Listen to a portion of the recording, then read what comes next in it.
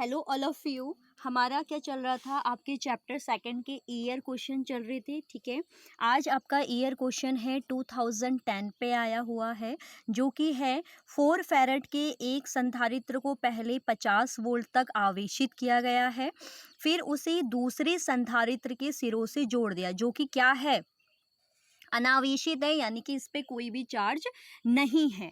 ठीक है, इसके बाद कहा गया है यदि इसका उभयनिष्ठ विभव जो है वो 20 वोल्ट है, तो 20 वोल्ट होने पर दूसरे संधारित्र की धारिता क्या होगी। अगर हम सपोज इसको पहला संधारित्र मान लें, इसको दूसरा संधारित्र मान ले, तो इसके लिए हमें दे रखा है 4 आपके पास फैरेड है एंड 50 वोल्ट है, यानी कि वोल्टेज दे रखी है और धारिता दी है। इसके बाद हमें क्या कहा गया है कि इसको हमने जोड़ दिया है दूसरे अनावेशित से। तो जोड़ने के बाद आपको पता है कि कॉमन पोटेंशियल वर्क करता है, जिसे हम उभयनिष्ठ विभव कहते हैं। ठीक है, तो उभयनिष्ठ विभव कितना दिया हुआ है, 12 वोल्ट, 20 वोल्ट।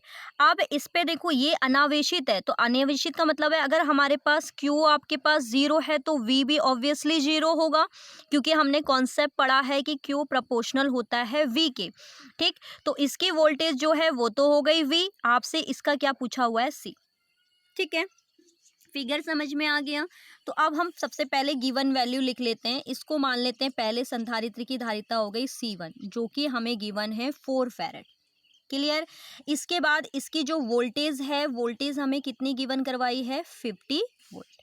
ठीक, इसके बाद हमने अनावेशित से जोड़ा है, तो जब आवेशी नहीं होगा तो दूसरे वाले के लिए वोल्टेज कितनी हो जाएगी, 0। जोड़ने के बाद उभयनिष्ठ विभव यानी कि कॉमन पोटेंशियल जो दे रखा है हमें, वो कितना दिया हुआ है, 20 वोल्ट, और निकालना क्या है, C2 की वैल्यू। क्लियर है इतना। तो अब हम क्या करेंगे, हम सबसे पहले हमें ये पता होना चाहिए कि कॉमन पोटेंशियल का फॉर्मूला क्या होता है।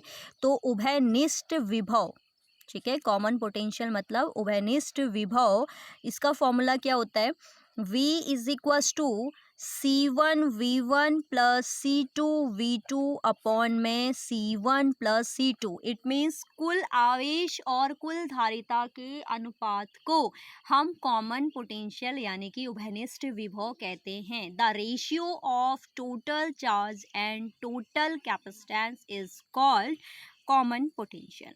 क्लियर है, तो इसी फॉर्मूले को हम यहाँ अप्लाई करेंगे। अब इसमें गिवन वैल्यूज को रख देते हैं। कॉमन पोटेंशियल V की वैल्यू हमें कितनी दे रखी है, 20 volt, is equals to C1 जो कि आपके पास अकॉर्डिंग टू क्वेश्चन 4 है, V1 की वैल्यू आपके पास 50 है, प्लस C2 हमें फाइंड करना है एंड V2 की वैल्यू 0। इसके बाद अपॉन में C1 प्लस C2, C1 की वैल्यू है 4 एंड C2 की वैल्यू हमें फाइंड आउट करनी है। क्लियर। अब थोड़ा इसको सिंप्लीफाई कर लेते हैं। ये हो गया आपके पास 20, देन 4 5 ज़ा 20, इट मीन्स ये आपके पास कितना आएगा, इसको थोड़ा सा ऐसे ही लिख लेते हैं, 4 इंटू 50 प्लस, देखो C2 के 0 से मल्टीप्लाई होगी 0 अपॉन 4 प्लस C2।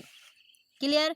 अब हम क्रॉस मल्टीप्लाई करेंगे तो ये हो जाएगा आपके पास 80, 24 जा 80 plus 20 C2 is equals to में आपके पास क्या आ जाएगा, इसके बाद हमारे पास क्या आएगा, देखिए 450, यानी कि ये आ जाएगा आपके पास 200।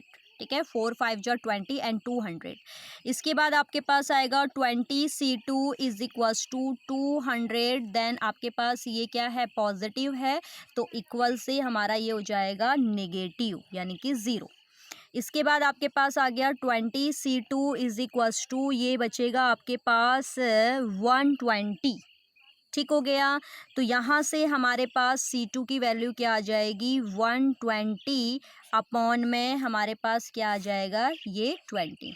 Then 0 to 0 cancel, C2 is equals to कितना होगा, 2 6 ज़ा 12, 6 फैरेड। तो इसका मतलब क्या है, जो सेकंड वाला आपके पास संधारित्र है, इसकी धारिता कितनी आ जाएगी आपके पास, 6 फैरेड। क्लियर है। तो आई होप आपको ये न्यूमेरिकल समझ में आया होगा। न्यूमेरिकल्स के लिए सबसे पहले आप क्या करें, कोई भी चैप्टर आप कंप्लीट करते हैं तो सबसे पहले आप फॉर्मूला लिस्ट बनाइए कि उस चैप्टर से रिलेटेड कितने आपके फॉर्मूले हैं, क्योंकि जो न्यूमेरिकल्स होते हैं टोटली बेस्ड होते हैं फॉर्मूला पे। ठीक है। तो मिलते हैं नेक्स्ट ईयर क्वेश्चन पे, तब तक के लिए बाय बाय।